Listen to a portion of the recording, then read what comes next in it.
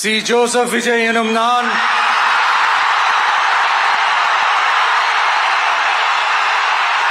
This is a new beginning, a new era. Hello friends, చాలా drama నడిచిన తర్వాత తమిళనాడు ముఖ్యమంత్రిగా విజయ్ ప్రమాణ స్వీకారం చేశాడు.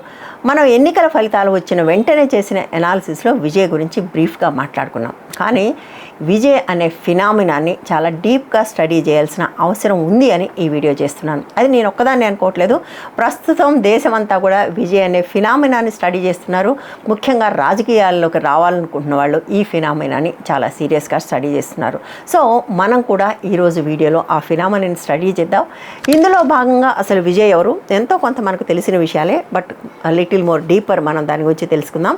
రాజకీయాల్లోకి ఎలా వచ్చాడు, అసలు పార్టీని ఎట్లా బిల్డ్ చేశారు, ఎటువంటి స్ట్రాటజీస్ తీసుకున్నాడు, ఎటువంటి వాళ్ళని అభ్యర్థులుగా నిలబెట్టాడు, అన్నిటికంటే ముఖ్యంగా భారతదేశంలో బూతు పదాలుగా మార్చేసిన ఐడియాలజీని తీసుకుని ధైర్యంగా ఎలా ముందుకు వెళ్ళాడు, గెలిచిన తర్వాత కూడా ఆ ఐడియాలజీని ఎలా పట్టుకునే ఉన్నాడు, ముందు అతని ముందున్న సవాళ్ళు ఏంటి, అన్నిటికీ మించి భారతదేశ రాజకీయాల మీద అతని ప్రభావం ఎలా ఉండబోతుంది, మరీ ముఖ్యంగా దక్షిణాది రాజకీయ ప్రయోజనాలకు, మళ్ళీ చెప్తున్నాను, దక్షిణాది రాజకీయ ప్రయోజనాల మీద విజయ్ ప్రభావం ఎలా ఉండబోతుంది, ఈ విషయాలు మనం ఈ వీడియోలో మాట్లాడుకుందాం. చివరిదాకా తప్పకుండా చూడండి.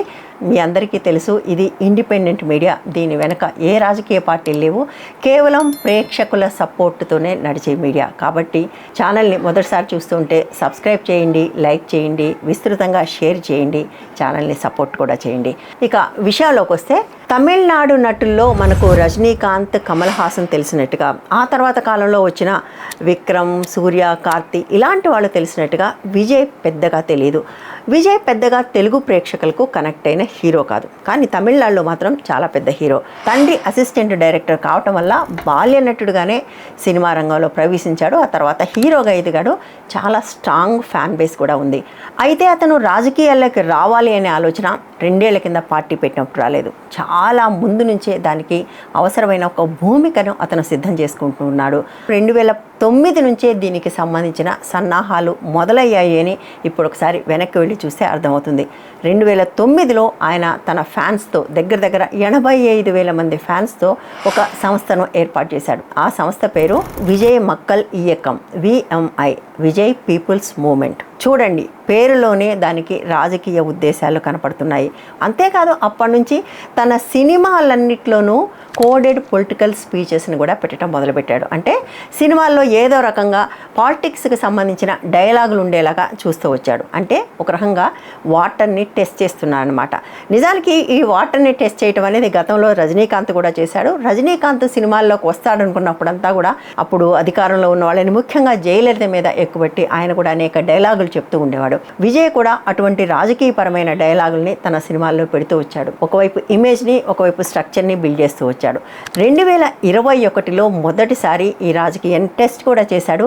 VMI పేరుతో లోకల్ బాడీ ఎలక్షన్లో పోటీ చేశాడు. 169 సీట్లకు పోటీ చేస్తే 115 సీట్లను గెలుచుకున్నాడు. అది విజయ్కి రాజకీయంగా ఆత్మవిశ్వాసాన్ని ఇచ్చింది. కాబట్టి అతను 2026 ఎన్నికల్ని టార్గెట్ చేసి ఫ్యాన్ బేస్ని స్ట్రెంథన్ చేస్తూ పోయాడు. 2024 ఫిబ్రవరిలో, సరిగ్గా 2 సంవత్సరాల ముందు పార్టీని అనౌన్స్ చేశాడు. పార్టీ పేరు తమిళ్ వెట్రి కజగం, అంటే తమిళనాడు విక్టరీ పార్టీ.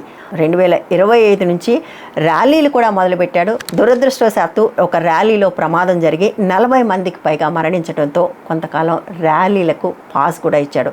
దాదాపుగా 2-3 నెలల దాకా అతను మళ్ళీ ఇంకొక ర్యాలీ చేపట్టలేదు. అదే సమయంలో ఈ ర్యాలీకి సంబంధించి, మరణాలకు సంబంధించి ఎన్ని విమర్శలు వచ్చినా కూడా నోరు విప్పి ఒక్క సమాధానం కూడా చెప్పలేదు. కానీ సైలెంట్గా చనిపోయిన ప్రతి కుటుంబానికి తన డబ్బు నుంచి 25 లక్షల చొప్పున ఇచ్చొచ్చాడు. అప్పటి నుంచి అతను స్ట్రాటజీ మార్చుకున్నాడు. ర్యాలీలు నిర్వహించడంలో చాలా జాగ్రత్తలు తీసుకోవడంతో పాటుగా, ఎందుకంటే సినిమా నటులు వస్తున్నారంటే విపరీతంగా జనం ఎగబడతారు, మనందరికీ తెలుసు, ఓట్లు వేసినా వేయకపోయినా. సో అతను చాలా జాగ్రత్తగా, చాలా మెటిక్యులస్గా ర్యాలీస్ ప్లాన్ చేసుకోవటం మాత్రమే కాకుండా ఈ ర్యాలీస్లో కూడా అతను ఒక భిన్నమైన ధోరణిని అవలంబించాడు. తనను మీ వాడిని, మీలో ఒకడిని అని ప్రొజెక్ట్ చేసుకునే ప్రయత్నం ప్రజలతో చేశాడు. అంతేకాకుండా సోషల్ మీడియా ప్రమోషన్ మీద విపరీతంగా ఆధారపడ్డారు. దాంతో అతను ప్రధానంగా జెన్జీని, యువత యువతిని టార్గెట్ చేసి వాళ్ళని రీచ్ అవుట్ కూడా అవ్వగలిగాడు. గత వీడియోలో చెప్పినట్టుగా చివరికి అతను పిల్లలకి కూడా అప్పీల్ చేశాడు, మీ అమ్మా నాన్నను సతాయించి నాకు ఓటేయించండి అని. ఒక సినిమా నటుడు పిల్లల్ని గుర్తించి అటువంటి అప్పీల్ చేసినప్పుడు పిల్లలు డెఫినెట్గా దానికి ఇన్ఫ్లుయెన్స్ అవుతారు. అట్లా ఇన్ఫ్లుయెన్స్ అయ్యారు అనేది మనకు ఆ తర్వాత కాలంలో అర్థమైంది.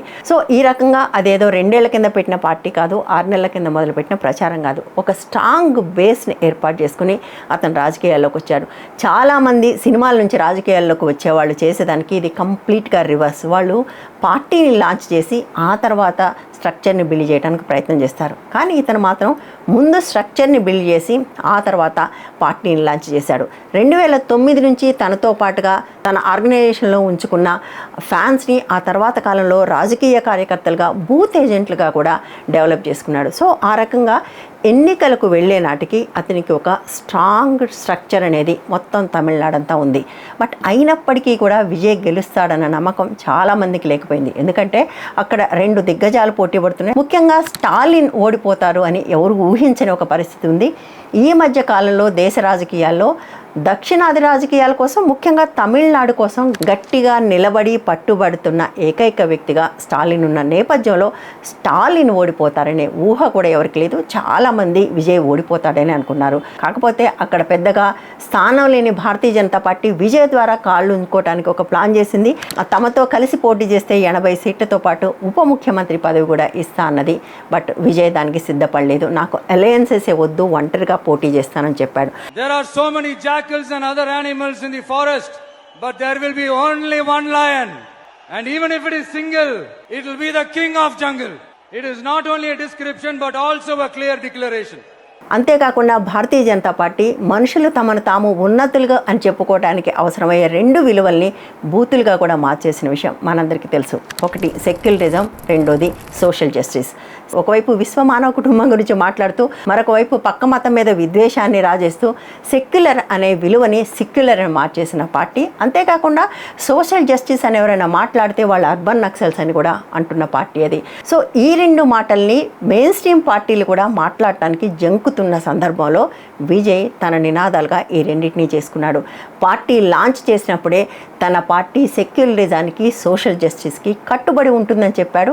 గెలిచిన తర్వాత చేసిన మొట్టమొదటి ప్రసంగంలో కూడా అదే మాట చెప్పాడు. This is a new beginning, a new era of a real secular social justice starts now.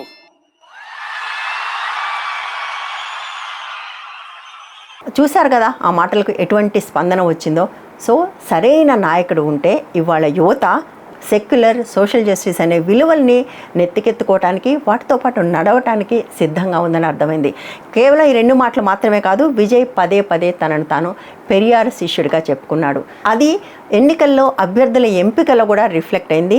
General సీట్లలో దళితుని నిలబెట్టి గెలిపించుకున్నాడు. అంతేకాదు గెలిచిన వాళ్ళలో అనేక మంది పిహెచ్డీలు చేసిన వాళ్ళు ఉన్నారు, ఐఐటికి వెళ్ళి చదువుకున్న వాళ్ళు ఉన్నారు, లాయర్లు ఉన్నారు, డాక్టర్లు ఉన్నారు, గ్రాడ్యుయేట్లు ఉన్నారు, పోస్ట్ గ్రాడ్యుయేట్స్ ఉన్నారు, ఇంజనీర్స్ ఉన్నారు. సో అనేక మంది చదువుకున్న వాళ్లకు ఆయన అవకాశం ఇచ్చాడు.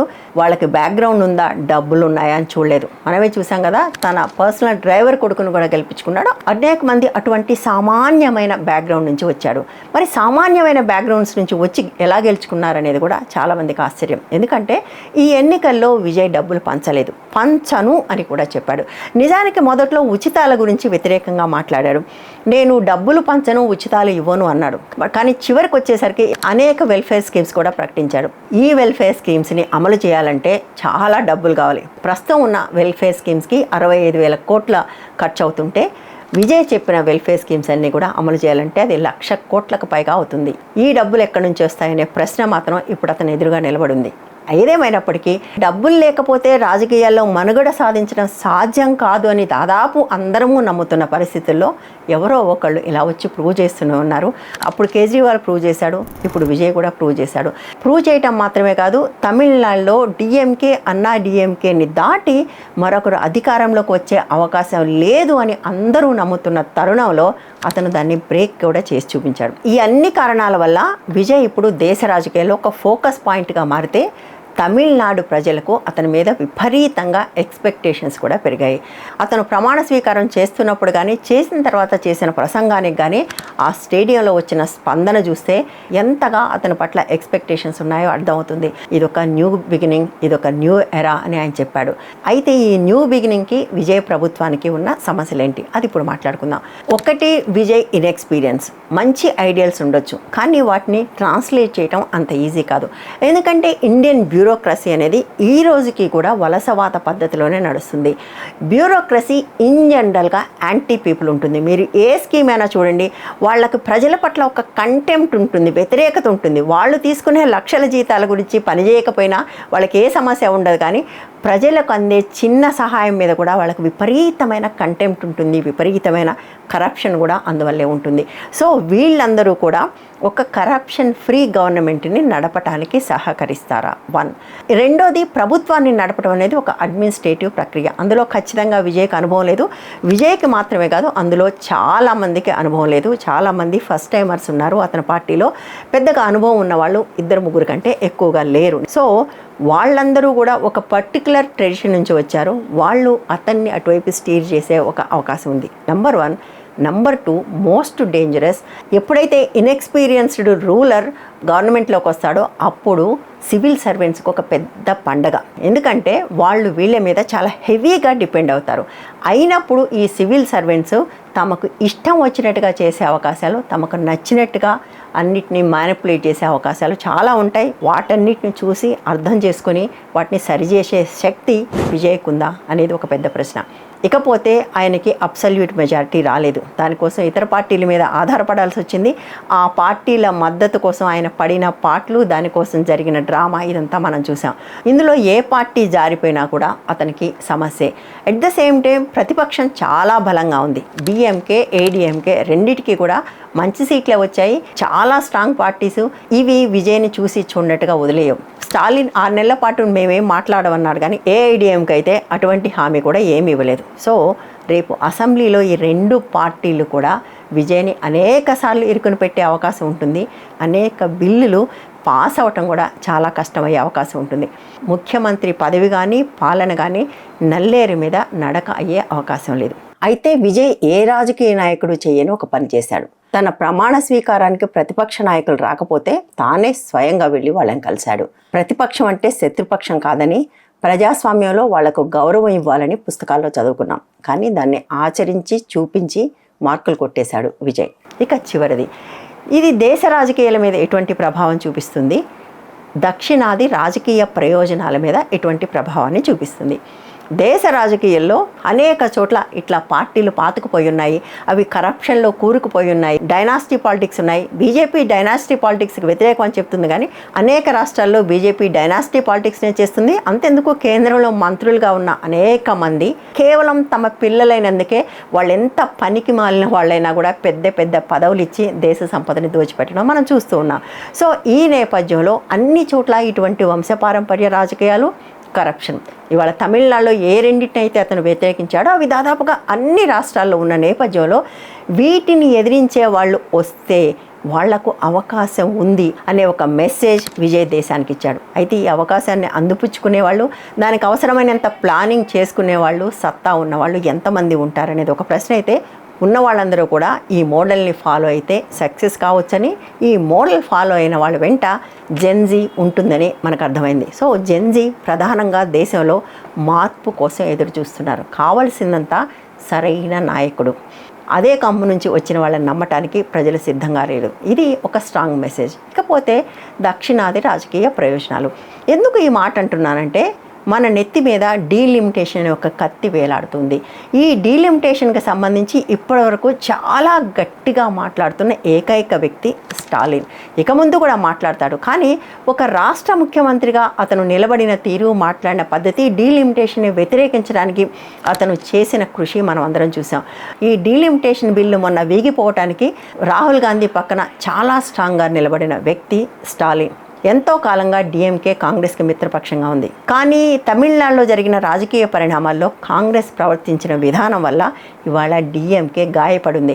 విజయ్ ముందే కాంగ్రెస్ పార్టీకి ఒక ఆఫర్ ఇచ్చాడు, తమతో కలిసి పనిచేయమని లేదా కలిసి పోటీ చేద్దామని. కాంగ్రెస్ మిత్రబంధాన్ని వదులుకోవటం ఇష్టం లేక డిఎంకేతో వెళ్ళింది.